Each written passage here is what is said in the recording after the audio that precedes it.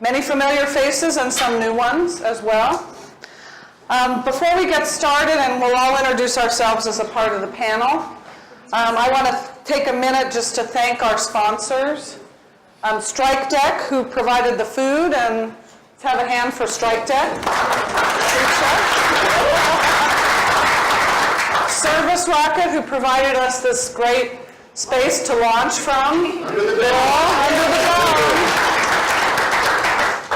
And also the CSN Governing Council, which is a group of volunteers that pull these events together. And there are a few Governing Council members here. Can you raise your hands?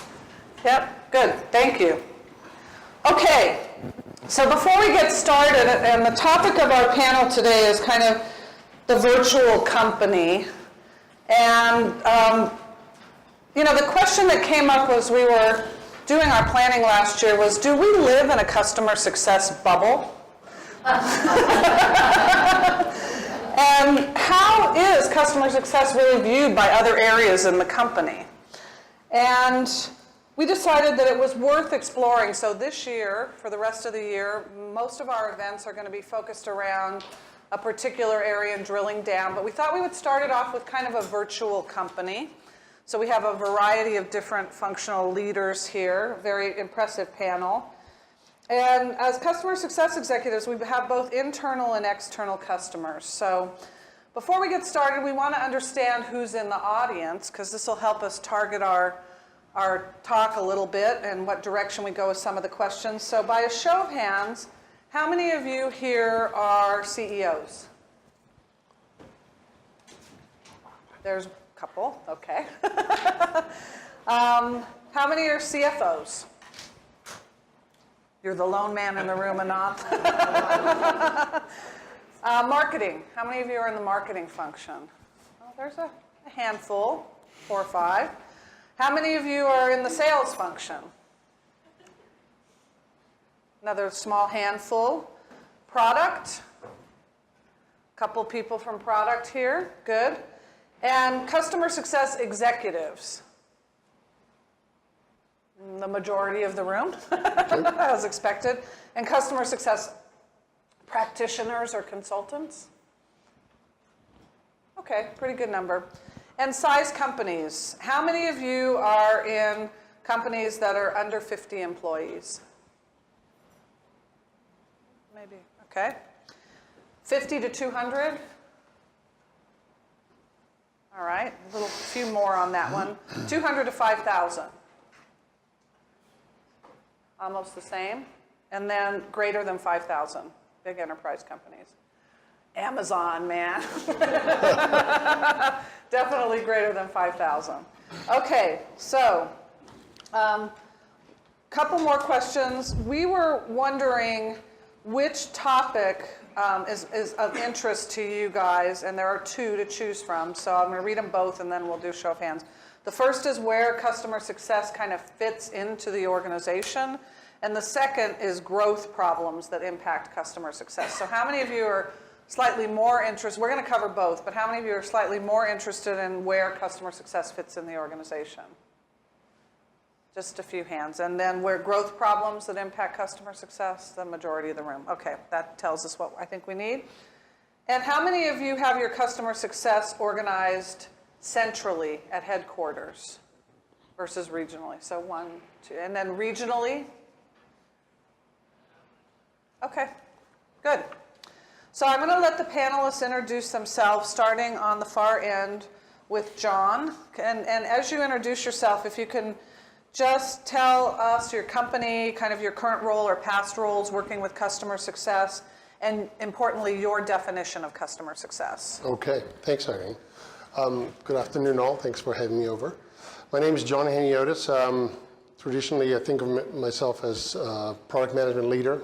I've had titles as VP, SVP, product management, chief product officer, take your pick. At the end of the day, I've been focused on the product management function, engineering function in some cases, and certainly have worked very closely with customer success and operations in the past. I've had an opportunity to work with some illustrious folks like Mark Pecoraro, who's in the audience today, on more than one occasion. And it's been a terrific learning and growth experience as to how to interrelate the product function with those other functions. Currently, I'm working with a company called Market U. We're a small consulting firm where we focus on this very problem we're discussing today. How do we scale beyond the 150 to 200 employee size company and then instill enough process in place so that people can understand how everybody should function and how they should interrelate for success and growth. I've worked at White Hat Security in more recent times and Accept Software. There were small companies of that size. I've also had an opportunity to work at larger companies like Intuit and Apple Computer in the past. There were great learning opportunities for me in those companies, and I was able to take that experience in the smaller startups. My definition of customer success. Okay, first of all, I think of customer success as an us problem, an us challenge, an us opportunity, not a them departmental issue. I think of it as something that the whole company needs to rally around the idea, grok what that means, and actually have a tangible plan in place in order to actualize what customer success means for the end user, for the person who's buying the product, and more importantly, the person who's using the product.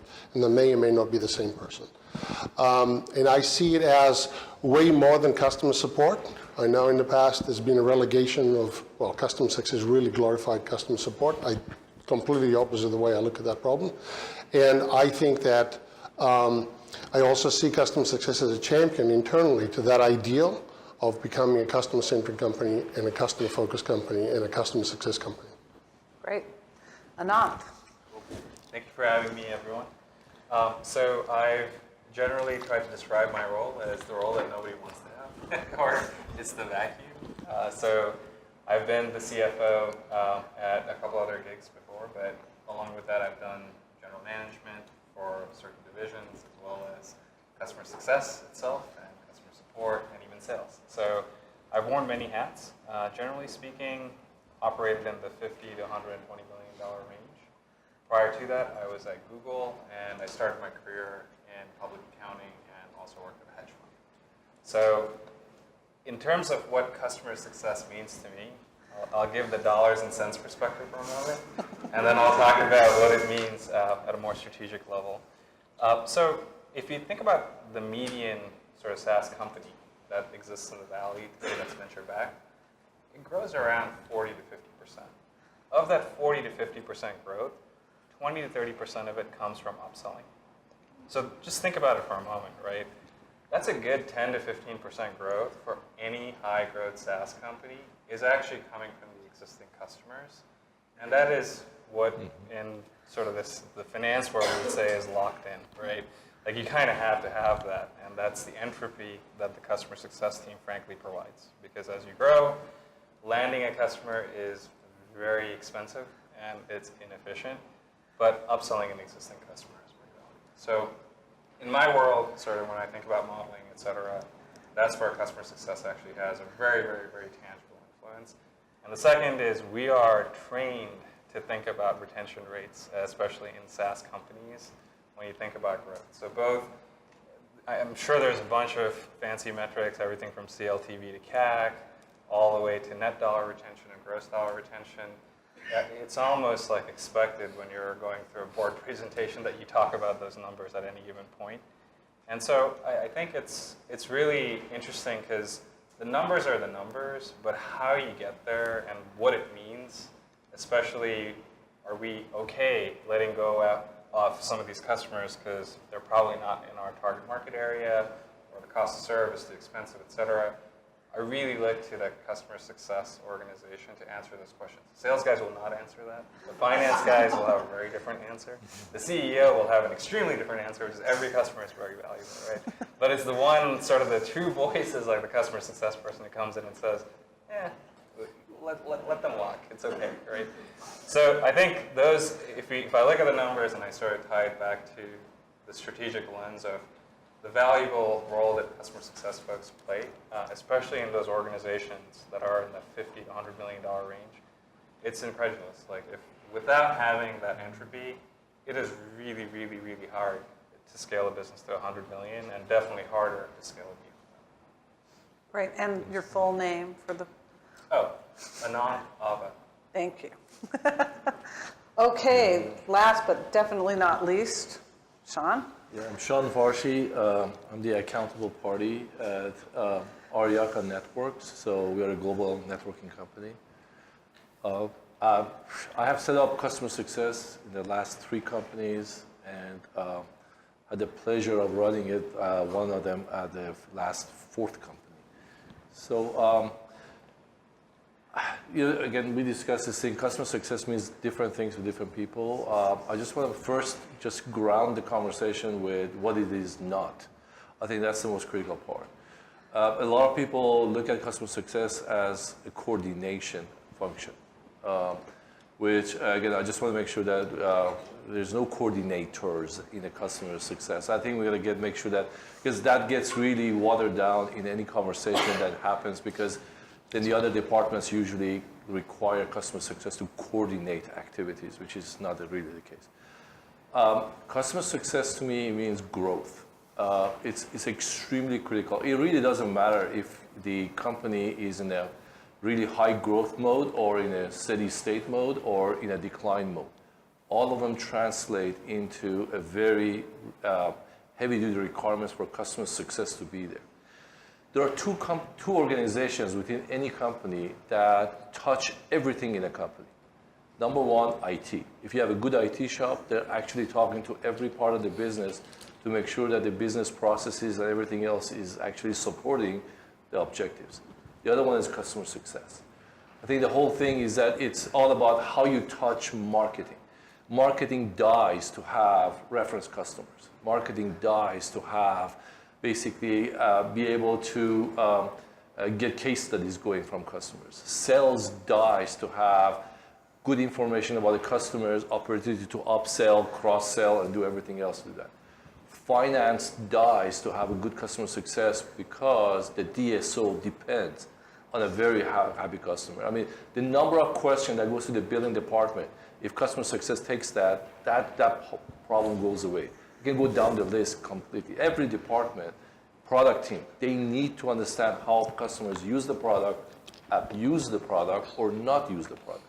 Those are the things that, so again, customer success, that's why, again, when people talk about chief customer officer, it's all about that, because it's basically somebody who can independently get the other executives of the company grounded.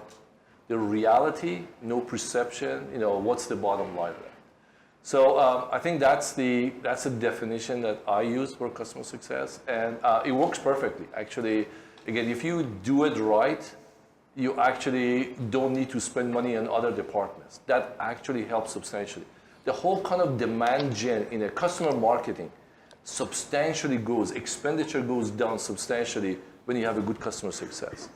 When you do QBR with the customer, it's done. You get all the information you need. You don't need to go spend money to do that. So that's where, again, when you're big enough to have a client summit, that's where everything the buzz happens right there. So I just. And this is the CEO speaking. He called himself the chief, what did you say, accounting officer, but that's the CEO's perspective, guys. So most of you know me. I'm Irene Lefton. I'm Vice President of Customer Success at Lastline. And I've been, I think it was Bill who said to me, I've known you for 15 years, and you've been in customer success almost as long as I've known you before it was ever a field. So I'm a customer success evangelist, in addition to being the VP of Customer Success at Lastline. Very happy to be here and share with this esteemed panel and share some ideas. So we're going to kind of cover 3 areas tonight with questions of the panel, and then we have time allocated for you guys to ask your questions as well. The first is going to be about how customer success works within each area, and the second is going to be about key values and contributions that customer success makes to particular areas. And then the third is about friction points that customer success tends to have within certain areas. And then we'll close it off with questions and so forth. So starting off with working with customer success, I think I'm going to start with you, Sean, as the CEO, top man. What's your normal interactions with your CS leader? She was in my office. It's all, there's a bunch of stuff. So number one, The churn is negative revenue. It's so bad. I mean, this is something that for every dollar that you lose, you're actually going to go really hard to get it back as a booking. So everything that discussed, any kind of conversation with customer success is about what do you think is going to be this quarter's churn, right? So like in our company, we are so dead set on that our retention on a gross is 98%, on the net is 150%, just because, as we just talked about it, the last 3 companies, minimum 50% of new bookings come from install base. And that's so critical. So that's one side of it, which is a part of customer success. The other part of it is about understanding what's the status of our customers. You just break down the customers, top 20%, top 50%, what's the interaction, what's going on with it, who's managing the account. So it's all about what we're going to do to make sure that we actually can get a substantially better traction in accounts that the sales team has not touched. Because I think there is because sales guys usually, no disrespect, they go to the fastest one they can close. And if there are a lot of low-hanging fruits, they're going to go after it. And some of your great customers who are hanging out there, they're happy with it, but still you're missing the opportunity. So I let the sales guys to spend time on the new guy, and then with the customer success, go after it. So it's, again, my conversation is all about growth. It's very straightforward. There's no other things, no touchy-feely things, not group hugging or any of that stuff. Go figure out what's going on. Okay. Anant, same question. What are your normal interactions with your CS leader? Yeah, I think budget. Budget? No, Yeah, I know that. I knock on your door for that all the time. No, I think very similar to sort of the CEO viewpoint. It's like, is the business model working, right? Meaning, do we have the right product market fit? What should we expect in terms of churn? Because churn is the result, but there's a deeper conversation, and more often than not, finance leaders will really try to go deeper on understanding. Because the key thing for any CFO that you hear from the board is, tell me your 3 operating levers, right, if you have to juice revenue next quarter. And you're often looking for, what can I do with that install base, right? That's the first place that you're going to go to. And that's a very key interaction point between a finance leader and a customer success person.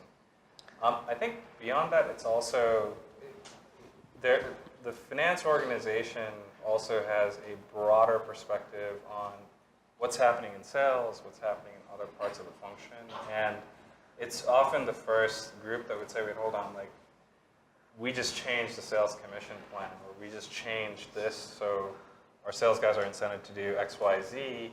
I'm just letting you know that it may impact your function in a certain way. So I do see it more as a two-way conversation, and vice versa, right? Like, we would also look for signals from the customer success team to then go back into sales operations, or even driving the right incentives or behavior in the sales organization to ensure that the entire go-to-market team is functioning the same way. There's also, I think, a lot of interesting interactions that I've had with the opportunity cost analysis, if you will. So a lot of times, especially when companies are scaling, there is a point of time that customer success will not scale as efficiently, right? There's that key critical moment where all of a sudden it's like, look, I can't hire customer success people fast enough to get the breadth and depth and coverage. And then there's got to be the conversation of, what are we doing from an investment standpoint, from a product perspective? What are we doing from an investment standpoint, from an L&D perspective, to actually drive more scalability in the customer success organization? So very similarly, it's growth. And then ultimately, because this office, I suppose, controls the purse strings, it's just more trying to understand what's the most efficient way to allocate that capital to ensure sustainable growth for the long term. Can I add something to it? Of course. So there's a concept of hygiene associated with customer success. The hygiene doesn't matter who does the renewal. It's the concept of who is accountable to make sure that what's available for renewal in a quarter gets done, not get pushed to the next quarter. So that's a hygiene that a lot of people miss that, because they think that if the renewals with the sales, then hey, did they do it? That's not my problem, whatever. That is, I think that this is something that is becoming hot every day. When you talk to the financial analyst, this question comes up all the time. Because if there's a delay on the renewal, doesn't matter if you're SaaS or your support or whatever it is, that conversation comes up all the time.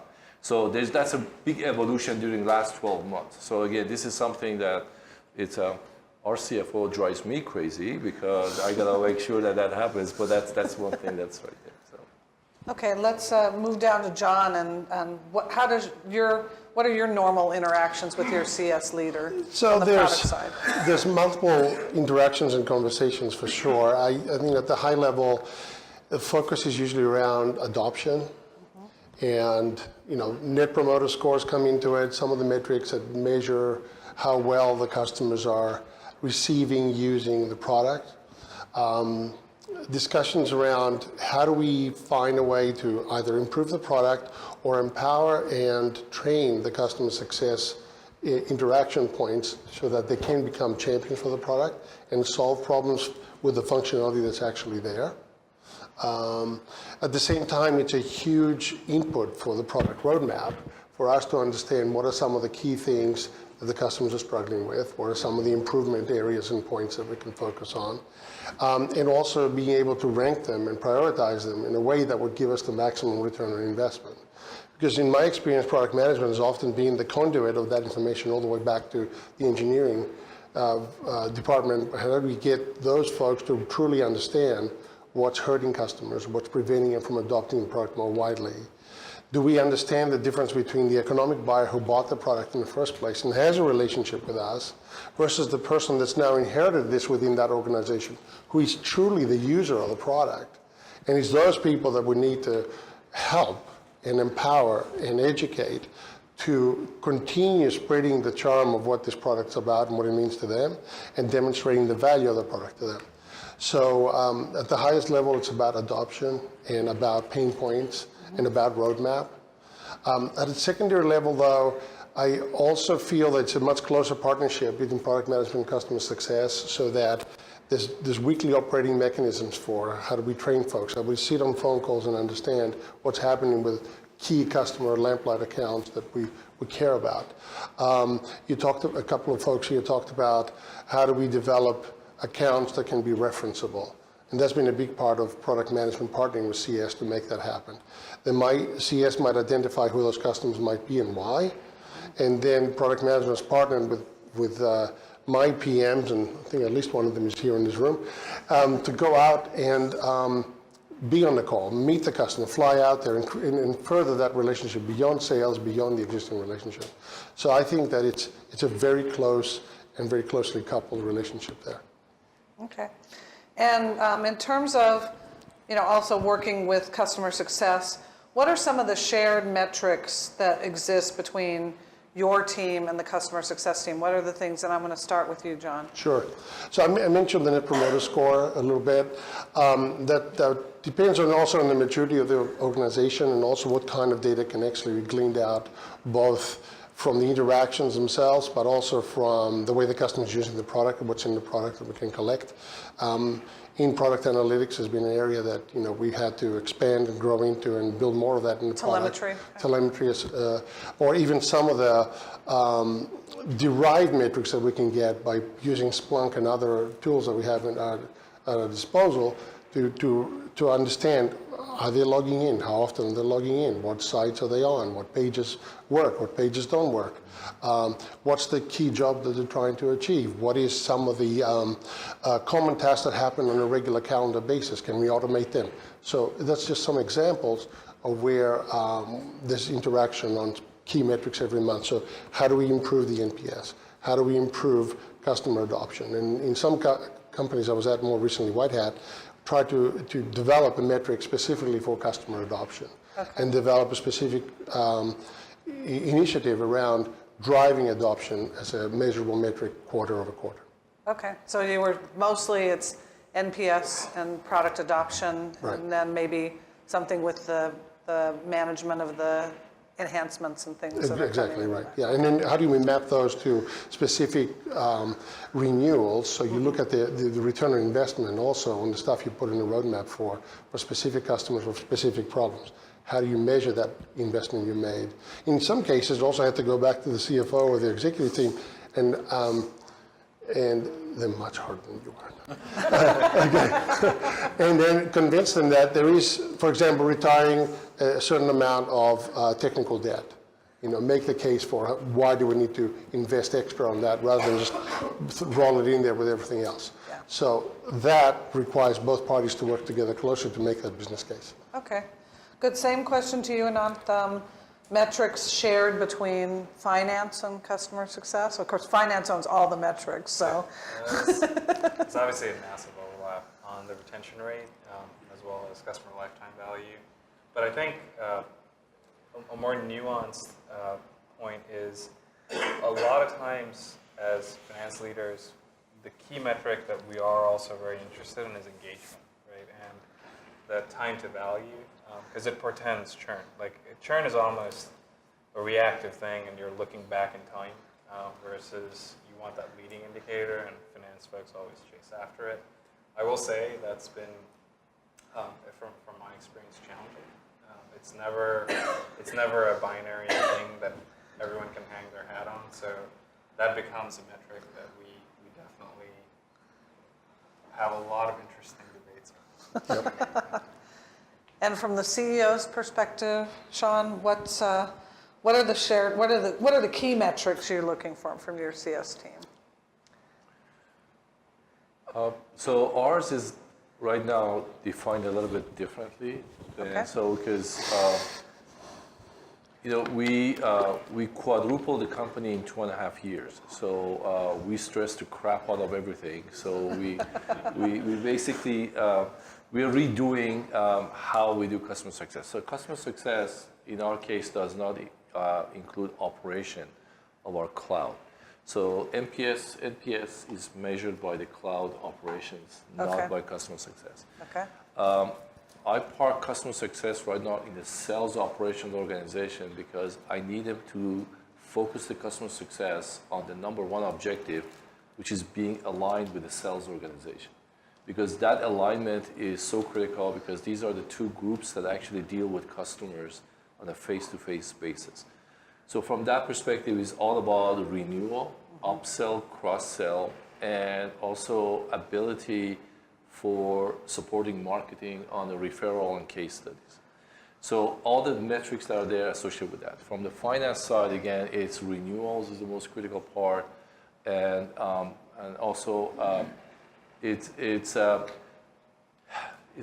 customer acquisition payback period. It's very important because if you have a good customer success team in place, the period becomes substantially shorter because they get to the full value very fast. So there's another area which is there. Eventually, that team is going to become independent from sales organization because they actually need to be a little bit higher elevation with the CEO level. Doesn't matter who the CEO is. That level has the conversation would be completely different because it's if you're in the market that the prices are dropping, you got to make sure that you actually have the value there, how you protect your pricing. If you are in a very competitive situation, you really need to understand who is penetrating your accounts. So that becomes very much a strategic type conversations, a little bit above and beyond traditional customer success. Last company, we were going through a restatement, so everybody with his mother was involved in our space, right? So we actually completely changed customer success. They became our mostly kind of a protection of our accounts, which was a very different approach than let me make you successful. It became customer protection, right? So so again, it's very different depending on where you are, in your life cycle of your company. Yeah. Good point. Sorry. Oh, that's okay. That's good. That's good. So I'm going to move into the second area, which is about key value and contributions that customer success makes to different functional areas. And I'm going to start with you, John. And share a story of, good or bad or both, about some key value or contribution that customer success made to your area as in product. Yeah, I can specific. answer that in a couple of ways. I mean, the example I'm thinking of is back at White Hat Security, is we recognized early on, you talked about time to value. Time to value was not what we wanted it to be, and customers weren't realizing the value of their investment in 3, 6, 9 months after they bought it. And guess what? Renewal time comes around, and this horrible dance goes on, right, about getting them to renew.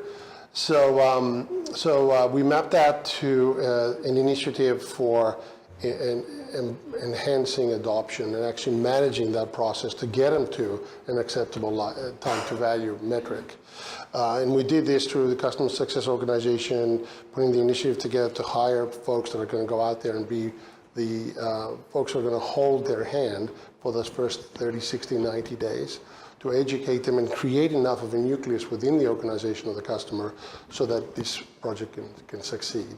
So for product management, that provided a terrific insight into how does the customer really perceive the product, who are the various buyers, users of the product, what are the personas we need to support in the product, what matters at each stage of the evolution as the product gets rolled out and adopted through the organization.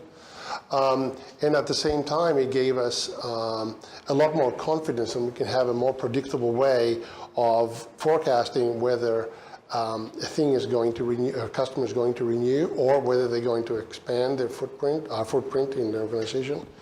And that proved to be actually relatively successful over the as part of the initiative. And one of the folks that drove that is actually in the audience today. Good. Anant, same question to you. Kind of share a story about how customer success made an impact on the finance function. Yeah, I think for one story, and it may be not just the finance function, but the organization as a whole. Yeah. Certainly finance can be saved at this. But one of the interesting stories was from our Live Ops days. So Live Ops is a cloud-based contact center solution provider. And there was a lot of talk on artificial intelligence, going through a multi-channel perspective, engaging customers, both from a customer support standpoint as well as sales standpoint, and being in the Valley, of course, we all chase after nice, shiny, new things. But our customer success person who had just come on board, right, they went through the process of interviewing customers, et cetera. And interestingly enough, like, number one, while they bought it for the multi-channel capabilities, the primary use case was voice.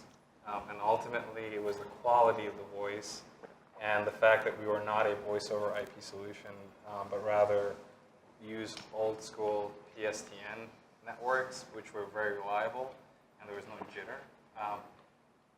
It emphasized the fact that we should actually continue to double down on improving voice quality and continuing to focus product investments, and even completely change a lot of our marketing message, which is going away from this notion of, hey, we're multi-channel, we're sort of easy to use, just come in and adopt us, to we are the best quality voice solution provider out there, which is very, very, very appealing to the guys who need Lamborghinis, right? So the enterprise customers who really, really wanted to make sure that every word was heard on the other side, so healthcare as well as enterprise software.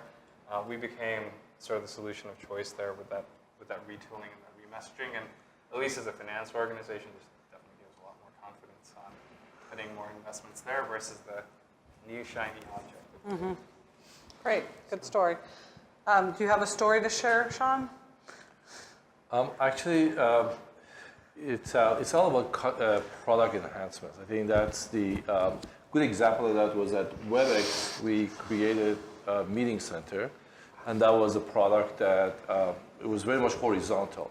People were using it for everything, and so we made a change. We asked our customer success team to go on site to meet with customers. So they went and put a desk up and asked, hey, anybody has any question, come by my desk. And we actually were shocked to find out that people are actually using it for some vertical activity. So for example, The training department came in and said, hey, I'm using it for training, but it's missing all this functionality. Another group came in and says, I'm using it for webinars, it's missing all this functionality.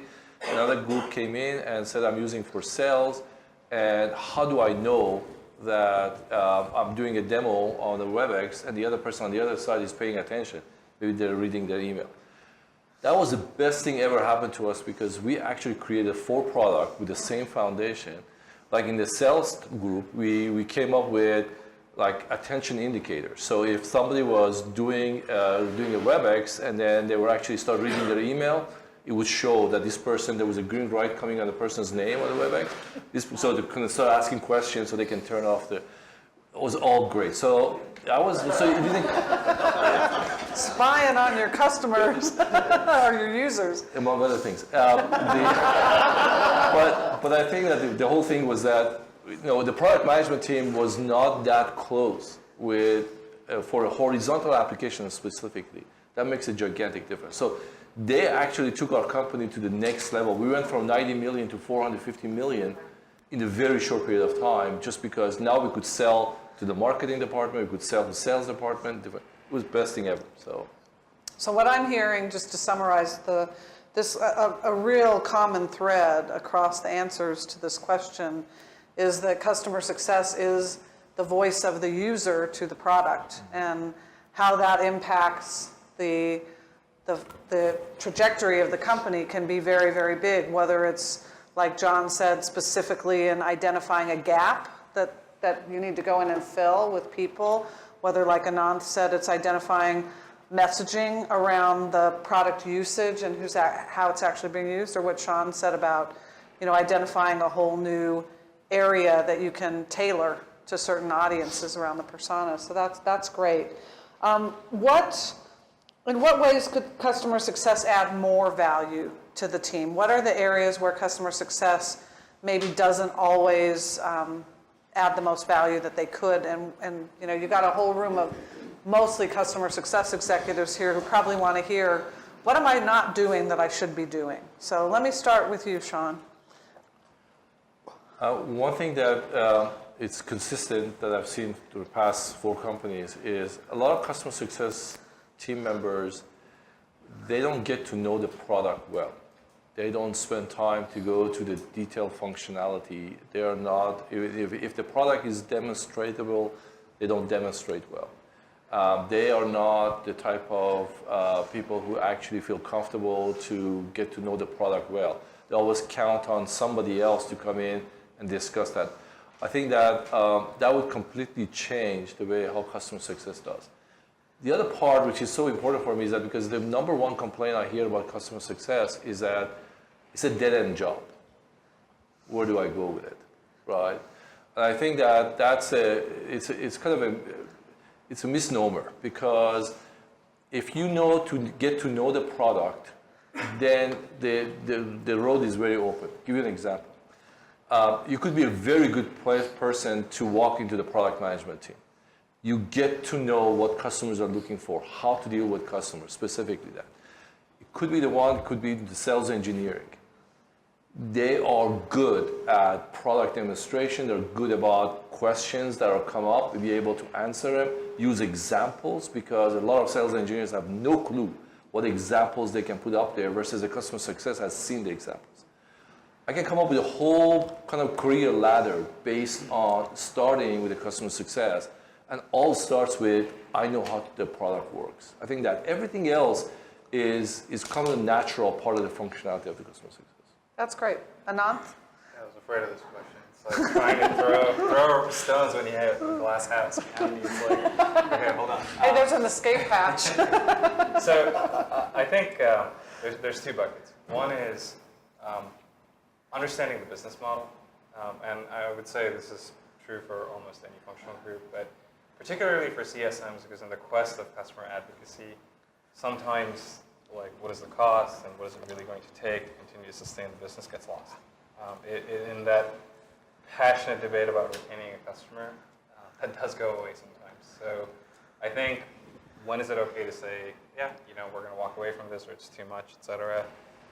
Just having those sort of rough metrics, right, or just heuristics to guide the rest of the organization is very helpful. I think the second is CSM as an organization and as a functional expertise or group with the proliferation of SaaS is also evolving. And methodologies and playbooks aren't necessarily quote unquote known for folks outside the CSM organization.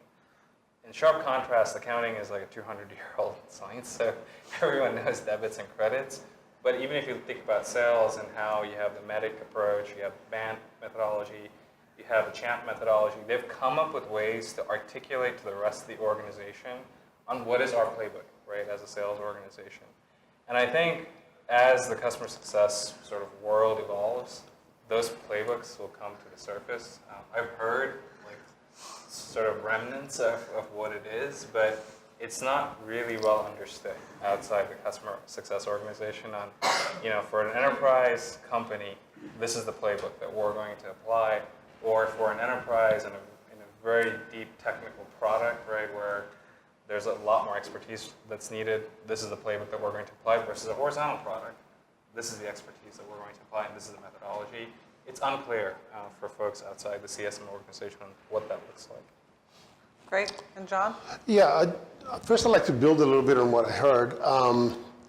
As far as career progression is concerned, I can tell you with direct experience, if you become a subject matter expert in the customer interaction and how that relates to your product, there are definitely opportunities to move to other departments within the organization. Even in the most recent company I worked at, there was at least 2 product managers I can recall who didn't have product management skills per se, but they had subject matter expertise about how the product worked and what and how to demonstrate the product well, as Sean talked about a little bit. And those guys ended up becoming amazing product managers. When they came over, they didn't necessarily have product management skills, but those can be learned. Those can be taught. Those can, if you have the passion for it, you can certainly pick up through formal and informal training. And that's pretty much what happened here. So I can tell you from personal experience, that's definitely a career path. The other is when you talk about having a playbook and really revealing to the rest of the organization what your plan is for adopting, driving, and putting your arms around that customer experience and customer success, I think it's crucial. What I've seen is too often customer success at a point in time is in the middle of managing so many different problems, fires, issues, or I want renewals, I have a customer referring me to create all those kind of problems I know you've seen day to day, that people are caught up in these operational problems, challenges, that they don't have time to sit back and think about the global aspect of how does customer success factor into the overall success of the company, how does customer success drive forward revenue and growth. And I encourage the executives in the room and each of you to go to your manager. First of all, if you need to learn more about the product, go to your manager and ensure and insist that they can connect you to the product management organization, to the engineering organization, and have a regular operating mechanism for getting that experience with a product so you can become not just competent, but a subject matter expert. And then in terms of the executives in the room, and instill the discipline in your department and in your organization to truly understand what is the mission and the goal of customer success. It's, as I said earlier, it's not just customer support. It's not about fighting the fires, but it's about having a tangible plan, a tangible playbook, if you like, for how they're going to fulfill the company mission and to do that through customer success initiatives and engagements.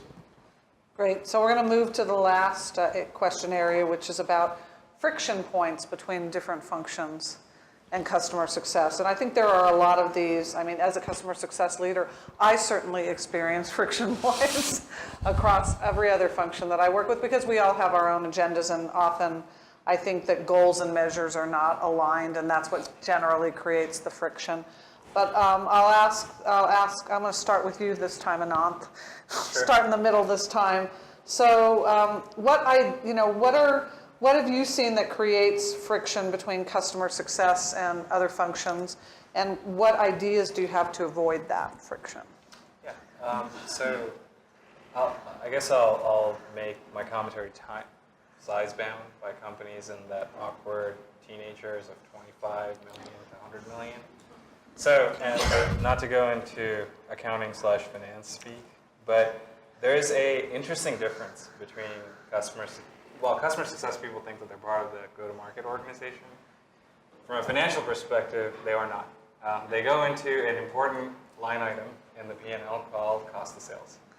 I'm often amazed at the fault tolerance that people have when sales and marketing goes to the roof, and it's like 100%, 120% of sales, right? But people are extremely sensitive to this thing called gross margins. Fortunately, that's where customer success goes, right? It's in cost of revenue. And interestingly enough, when you're in that $25 to $75 million range, you're actually, before you get into a customer success organization, because you either have an infrastructure as a service, or even if you're using your own data centers, you're a software organization, you're in the high 80s, right? Potentially even hugging 90s. Then all of a sudden, you start seeing that gross margin come slowly down as customer success organizations scale up, and that becomes the number one friction point in that stage as it relates to finance, right? Because it is a metric and it is a area of the P&L that, for whatever reason, garners a lot of interest. And let's just say CFOs spend a lot of interesting financial engineering efforts to try to figure out ways to get out of the cost of sales and into sales and marketing. And so a lot of times, one easy way to avoid that, if you will, goes back to the playbook commentary that we're talking about, which is, hey, look, like, here's where we are today from a product perspective. Here's where we are today from a customer success perspective.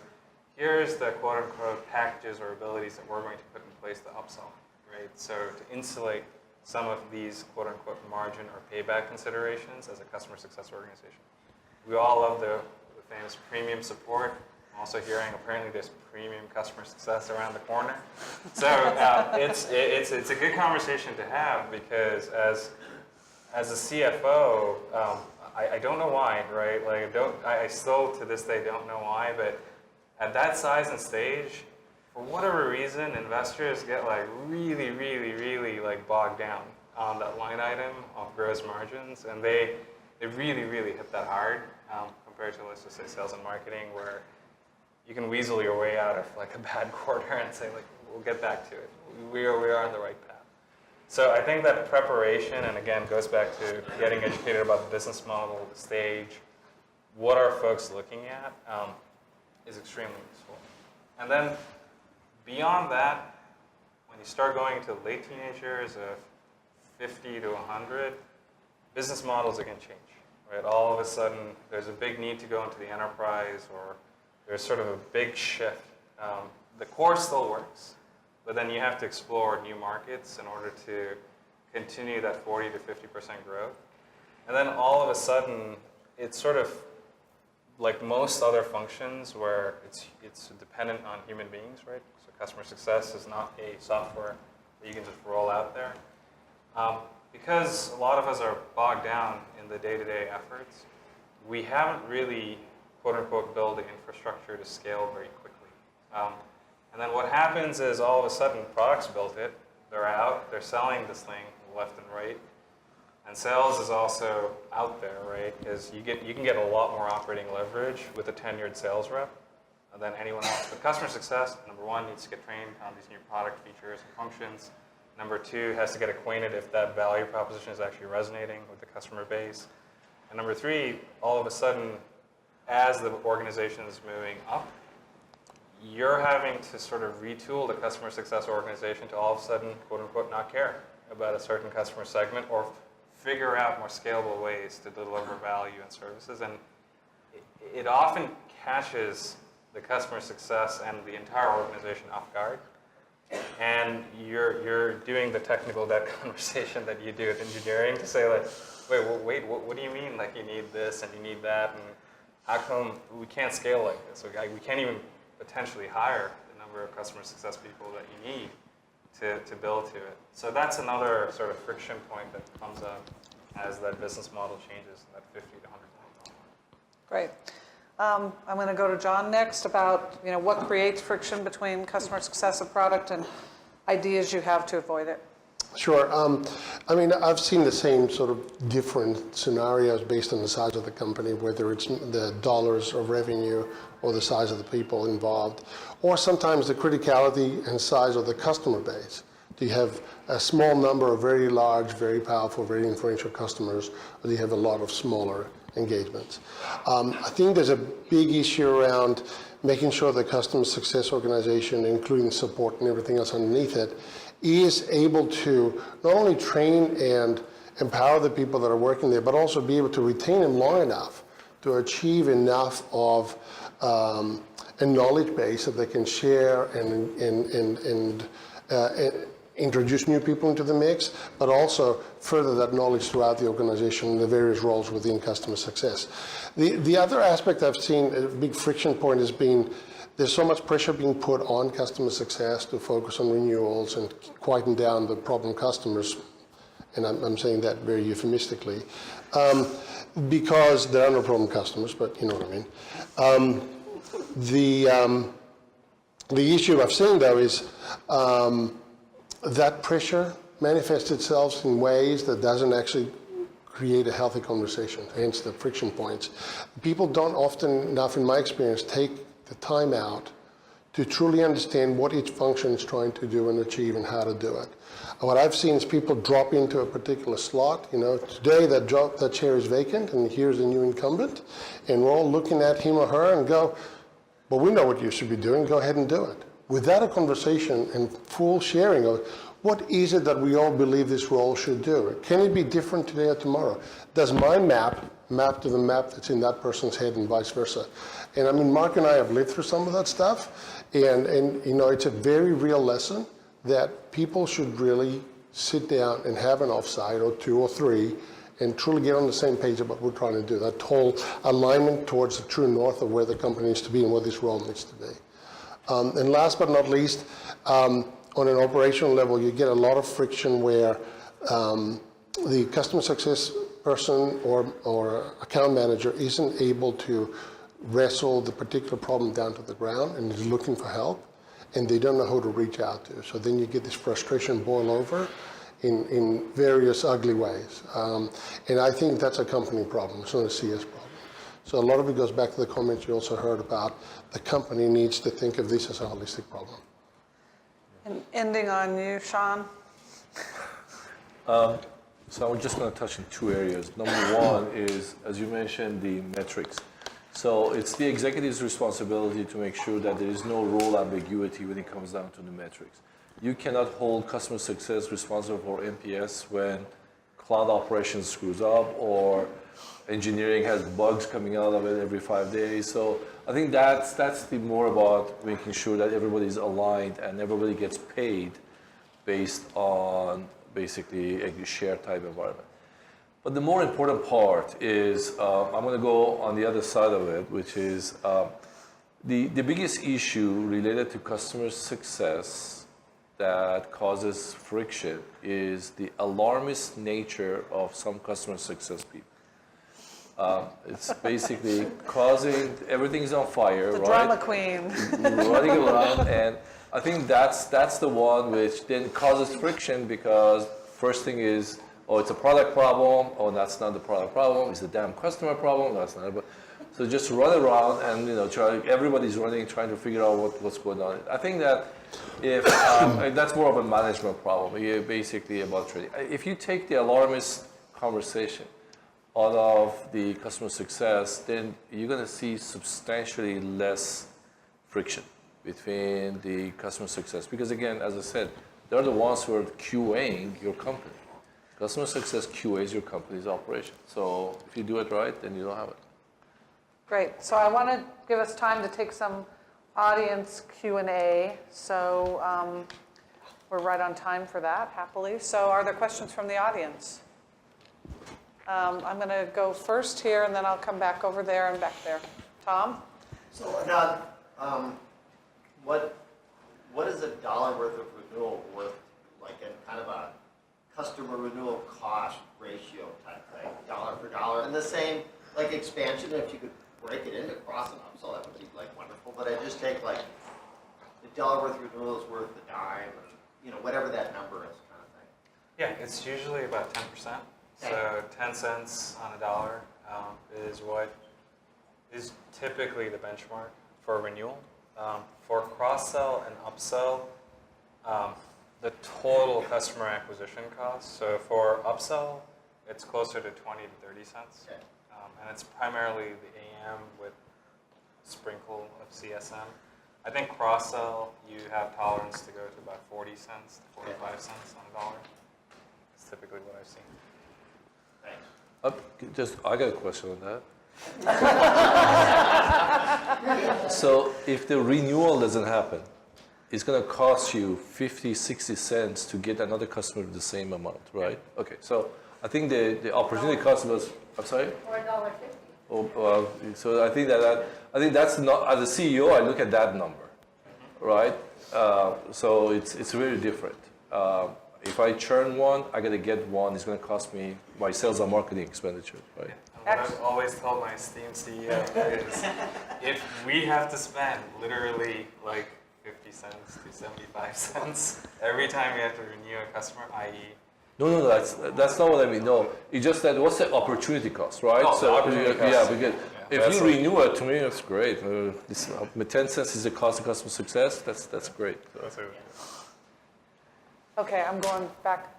So I heard you guys talk about different things that are important. So Sean, you said that it was important for the CSMs to know the product, and you said it's important for them to have business acumen and understand the business model.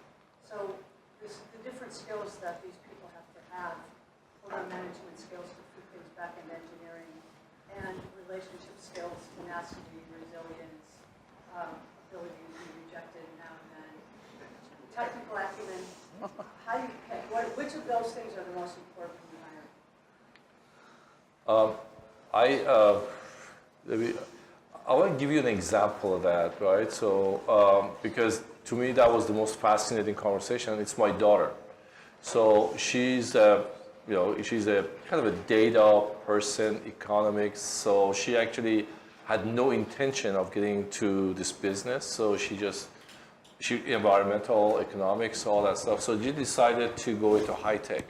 So she had no technical background, absolutely positively none. I mean, she hates it because, my wife and I are engineer. My older daughter is an engineer. She thought there would be no way she would be an engineer. So she actually started with customer success, right? First thing she learned how to demo the product. And she got so good at it because she figured out all the problems with the product. So they say, okay, you're a product manager now. So she started writing all the PRDs. Asked me, what is a PRD? So I explained what a PRD is. So went to the customer. So went there, and then she got involved in the sales cycle because they brought product managers to do the demo. And she was so good at it, they said, well, you're going to be a sales engineer, right? What I'm saying is that what is somebody who actually number one requirement, at least for me, doesn't matter what function I look for. I look for people who want to learn. I think that's the one who come in and tell you that I want to learn. Engineering is, if you're not coding, you can do anything that an engineer does, right? Demonstration, you'll be able to get the functional. So that's not, I'm an engineer, it's very glorified, right? Again, so just forget about it. Same thing, so again, learning is the most, somebody who is willing to learn. I think that makes a gigantic difference. I took a person who just got into sales engineering, right? To the sales operations. She became like my competitive, analysis. She moved up, and now she's one of the best that I got because she's just willing to learn. She continuously goes there. She knows the product better than any other sales ops person I've ever seen. She actually goes there, does the pricing. She does everything associated with that. She does the comp. And again, that's not where she started from. It's all about you want to learn. I think that's a big difference. I think also, like from a scaling standpoint, we all run into that issue, right? Like we can't be good at everything. We can't always find a Swiss Army knife in every person. Yeah, and certainly you kind of have to know enough to be dangerous. But generally what I've seen, similar to sales, is your customer ops person is the analytical person who actually will articulate in customer success terms the business model. And CS ops works very closely with sales ops works very closely with finance, so that's one team. typically, if you have a very technical product, there's either between support and or a technical account manager that would sit under the CS org. They basically become a filter when it comes to engineering and product issues. Then there's sort of your demo god, right, that sits either in sales engineering or customer success that becomes the marketing / salesy person on the team. So a lot of times I think it's not unusual, especially as you grow and scale, where you kind of appreciate your own strengths and weaknesses, and you build a team around you that compensates for maybe areas that you don't. And I think those are the three anchors that I've seen in customer success, where they're able to, as a team, function absolutely terrifically. Having built, I'm just going to answer, because having built 5 different customer success teams, and all of them were built very, very differently because of the stage of the company and the product. So I think it's really, really important to do some deep analysis about what stage you're at and how much you're going to scale your team. If you have a customer success team that's already operational and you're adding to it, then you can start to have specialization and break people into groups, sort of like Ananth was talking about. If you're just starting off and you're hiring 1 or 2 people that are anchor people, then you've got to have more Swiss Army knife type people that you can have play in different roles. So it's really important. And then if you have a product that is deeply technically complex, then you need more of the product knowledge, the subject matter expertise, versus something that is more, maybe the adoption rate on it, it's something in the medical space, it's easy to use, but it's hard to adopt. Then you need more the people person, the trainer, the coach type person. So I think you have to look at both the stage that you're at and the product that you have, in addition to what these guys said. I could just add a comment. So I just wanted to build on what the last 2 comments were in particular. So yes, you need to have the ability and the willingness to learn about a technically complex product. At the same time, though, you want to find personality of a person who is able to be advocate for the company and advocate for the consumer at the same time, the customer at the same time. In other words, you're there to represent the product and make the product successful, the company successful, and to do that by making the end user successful in adopting and using it. So the alarmist comment, notwithstanding, it's a case of just be matter-of-fact and business-minded and approach it as, I'm here to solve a business problem. I'm here to help 2 parties come together over the solution of that problem. And I think it's that personality mix where I'm willing to learn, able to learn, want to learn, and at the same time, I have a very mature attitude, or I can develop a mature attitude towards solving the problem that would allow folks to grow into these various roles you heard described. So there was a question in the back, yep.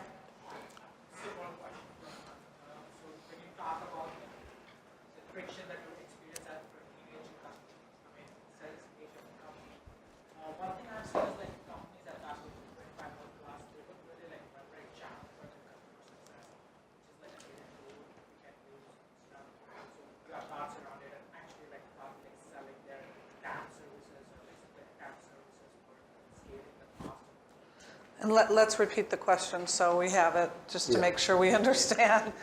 I think the spirit of the question was, in those awkward teenagers, in order to, I'll just say, subsidize the CSM costs, what are pricing, packaging, or tactics, or rules of thumb that folks typically use? And probably also can you leverage channel? Can you leverage a channel for it? Oh, a channel. Channel partner. Yeah. Or Yeah, I mean, I think certainly this is a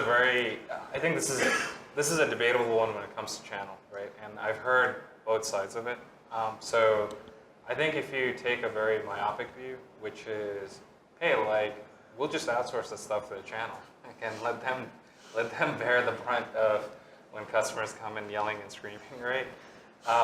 It works to the extent that you are maybe one of 10 things, right? And you're being rolled up into a bigger product, because that's where I would say, perhaps your footprint's pretty low and you could justify outsourcing it to channel. I think most CEOs that I've ever worked for they're very, very passionate about owning that relationship with the customer, right? And that's where I've never actually seen a lot of advocacy to leverage the quote-unquote channel to outsource customer success, because ultimately that feedback loop is extremely critical for growth and scale. There's ways to do it with channel CSM, but those models are very, very, very product dependent. I think in terms of other scalable ways of customer success and how do you subsidize it, it's a tough one.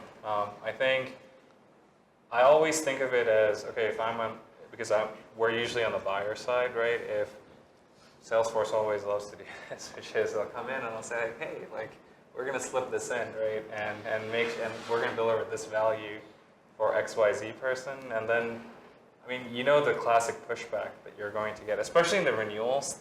When you're dealing with renewals, it's rare that you're just dealing with your champion, right? There's this awkward procurement person that comes all of a sudden out of left field that they're like, no, I'm not paying for that.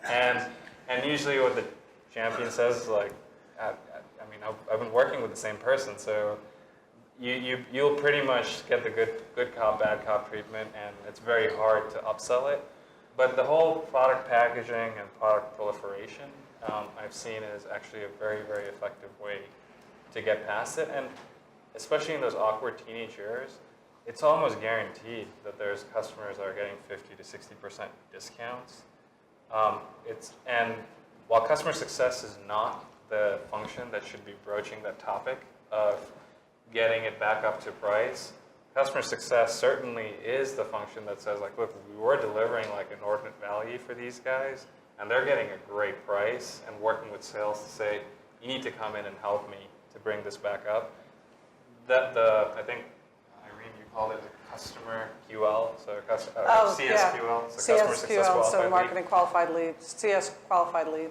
Yeah, those are, again, additional validation points that you can feed back to the organization to say, like, look, there's tangible dollars that are coming back with this customer success organization. Yeah. With some geos, you have to use channels. Yeah. Some geos, you have to use it. You're in Russia or some other place, you gotta get. Otherwise, In Europe and Russia and in Asia also, it's a lot. Botswana, I can give you the name of the lotto company. You cannot find anybody, it's so difficult. Yeah, it makes sense, but not in the US, I think, Yeah. or Europe. Oh, okay. Mm-hmm. Yeah, so this is a little bit different question. I think you mentioned in your talk that customer success falls under cost of sales. And I would like to kind of talk about that. That comes from the mentality of not customer success being customer support. I can see the customer support being part of cost of sales. Customer success, a variety of the reasons that we talked about, right, should not be part of cost of sales. Should be there because they're part of growth, this, that, whole bunch of stuff. So I'm just saying, is there a need to have some sort of fundamental rethinking? I know you did not create this The accounting gods have there has to be yes. some other ways to think about it. There are. To think about cost, because that takes the company to wrong direction, as from the CEO and other perspective. You're thinking of. So, any thoughts on that? Yeah, I think so. One way is that those are GAAP financials, right? So that's generally accepted accounting principles, but generally in non-GAAP, which is a normalization, you can definitely carve that out. And when you do your CLTV to CAC analysis, etc., most CFOs basically pull some of that stuff out. There is a more interesting conversation, which I'd love to get some guidance at some point, which is really, if that is true, that is, this is not a customer support role. It goes well beyond that, etc. We're doing value enhancements and indirect revenue generation role, and it's in sales and marketing. And marketing, yeah, and referrals. Right? There's this question of, okay, then that means you should own like a net dollar retention rate, right? So meaning, like, we will actually pay the variable comp for customer success folks based on the net dollar retention rate. And again, this is a debate like that'll go on for the ages, but it's sort of like, well, hold on, like I'm dealing with the worst of the worst customers, like the guys who were already delivering value to you. You don't really need the customer success organization, quote unquote. I don't mean that realistically, but it's more like there's a natural entropy there where why are you reinforcing like customer success folks there? Shouldn't you be worrying about gross retention rate and just servicing the existing revenue that you have? It goes back to cost of sales versus sales and marketing. Because that's where you want your customer success people, right? Like the salespeople will run away from those customers. So that's where you need to engage. It's the defense, not the offense. And yeah, I've struggled with them. The financial engineering answer of how to even do it on a GAAP basis is we would argue under a net dollar retention rate construct that there's a way to move some of that out of cost of sales into sales and marketing. Ultimately, though, like I didn't mean that to be that's like a showstopper. There's ways to get around it. It's just more like in terms of mistakes and scaling or education from customer success back to the org. That's one area. And some of the things are coming from before the subscription economy, right? Yeah. The subscription economy, you mentioned, right? Big percentage of revenue is driven by customer success. Upselling, yeah. And some organizations do have customer success with some sort of commission or portions of the retention or whatever, right? So this whole thing comes from behind the firewall deployment days where it was differently counted. But so there is a need to have some rethinking and maybe potentially gap accounting. Yeah. Absolutely. So we'll take one more question. I was going to just follow up on that, similar sort of question or comment. So I don't think it makes a big deal. It's part of COGS versus SGA. I mean, the headcount is headcount, isn't it, to you? No, it makes a big deal. Okay. It makes a And because if it is, if we are put under sales from a financial standpoint, and I like Sean's, being clear on that CSM should be focused more on sales, upsell, but we don't get anything out of it. I mean, variable part of it. For most companies I'm seeing, they're put into this operational bracket. They own the revenue or may not own the revenue. There's no hard quotas. So Sean, where do you see like most companies are, putting CSMs in the bucket of operational folks? Yeah, I don't do that. So we take the support portion of it, allocate it to COGS, and then the rest of it goes part of the sales side of the house. Yep. On the comp side of the house, you take the variable, so they get a percentage of the renewals, right? So because they're involved with it, in my world, they're part of the renewal process, so they get comp for that, right? And then there is also an element of what we call the account, basically expansion. So it's basically the accounting side is, I hate to say it's not financial engineering, it's more about how you want to present. As long as you consistently report the same way, you're good. I think that's number one. So I think that it's not that difficult to do any of that, but the biggest part of it is that how do you incentivize people to grow? As I said, customer success is growth. It's all about that, right? So whether the retention side of it or, so again, I can give you an example like POCs, right? POC should be part of sales because it's all pre-sales, right? But again, it uses a lot of cloud expenses, cloud operation people, so you can basically carve those out and put it part of sales. And then, that's not really important. I think that your question, it goes all the way up to the comp planning. Yes, Okay. I I think disturbed by not having a variable comp. So Yeah. most companies are doing that. Yeah, companies suck at that. I'm telling you, this is so bad because this is. You hear it from the top. No, it is because this is the biggest debate every freaking quarter. You sit there and try to figure out how do I motivate my salespeople to go do it. And I tell you, there is not a good comp person out there because you have to be so dynamic. It's all about competition because if you don't pay as much as the next door guy does, you're going to lose it. Top sales guys don't leave if they make money. And guess what? You're going to get all the lousy ones, right? So a lot of that conversation is all about comp. So again, I'll tell you, I lost a lot of hair over it. Just going every quarter, you're going to sit there and you make sure that you're not falling behind, right? So that's very important, I think. Yeah. One more question, and then we're going to close out. Wally? I have a question for Anant, actually. This is something financial. And this He holds the money, that's why. is very educational for me. So, in terms of scaling, you mentioned,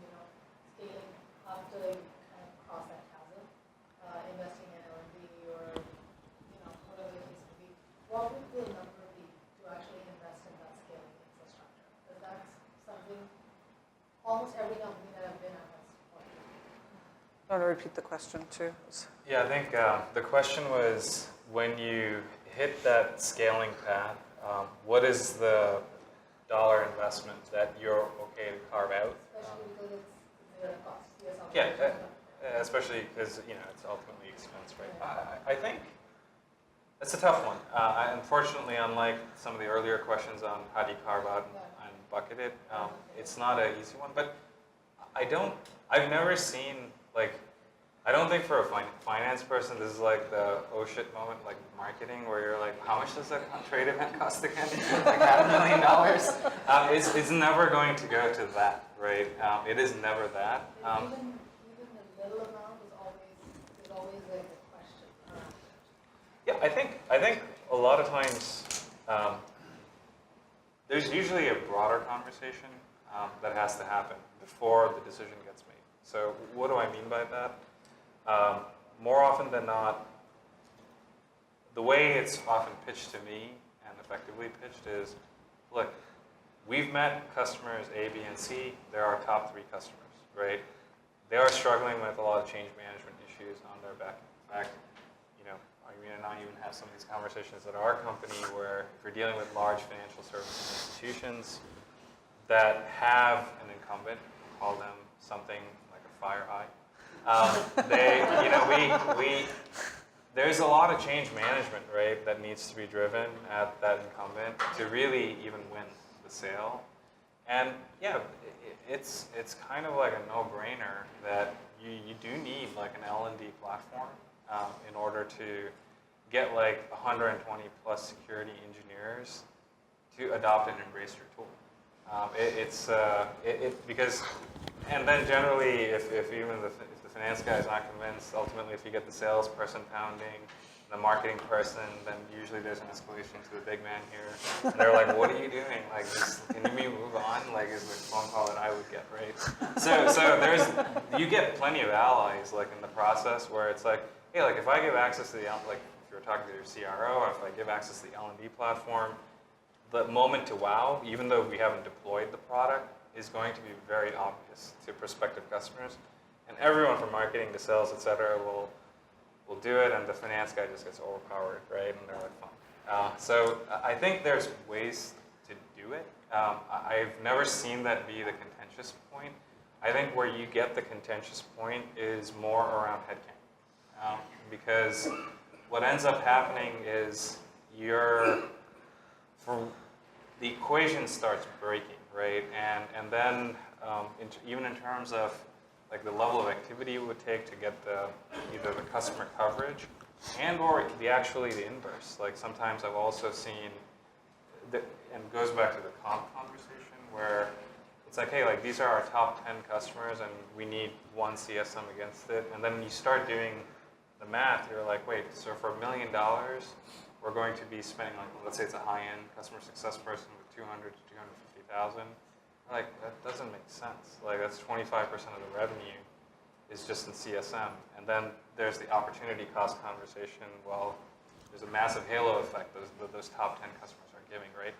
And there's no right answer. Like, it really depends on where the customer is. But I think just knowing that and being prepared for the objections, the objection handling that happens through the finance procurement process is probably what will help you. So just as I'm gonna ask you guys one more question, but just to wrap up on that also, I think that you need to ask yourself if the resistance to the investment is rooted in a lack of understanding of the value of customer success within the company. Having worked in different scenarios, where customer success is brought in because somebody on the board said you have to have customer success and the executive staff doesn't truly value customer success. And I'm sure there's no one in this room that has ever experienced that like I have. But I think you have to ask yourself that question as well and think about, is it really that you're at the friction point, or is it really that you're not valued in terms of the function itself? And I think that's something else to look at. Because you can be not valued as the function yourself, and no matter how good of a business case you put together, it's not going to go anywhere. I don't think it's somewhat, but not really. Okay, that's good. I think it's more More you're hitting the tipping point. But so I got a plug in here for Strike Tech, right? So think about it. So I think that again for me it was always that when customer success comes in and says I need something, right? I need a tool, right? So would I go get Gainsight, which is basically requires millions of dollars investment and a lot of hairballs associated with it, or do I find a startup like Strike Tech that actually take care of your business, right? A learning site, right? So do I go buy something from SAP, or I go find a couple of people who Flipe, that they just started a great company and it's just one of the best solutions out in the market. And I guarantee they're not expensive. So I think if I was customer success, I would just go out there and find what's the best solution available in the market at the lowest price and go back there. Because a lot of times I think, especially in the Valley here, right? There are hundreds of companies that you can go in there and get the tools going, right?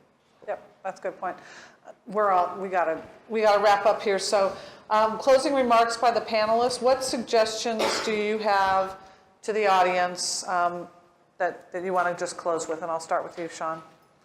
Any last moment words of wisdom?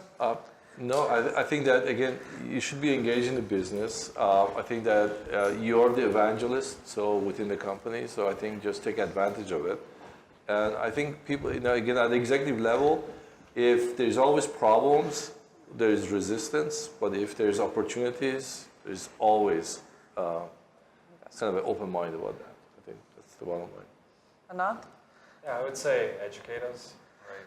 For folks outside customer success, again, it's an evolving field.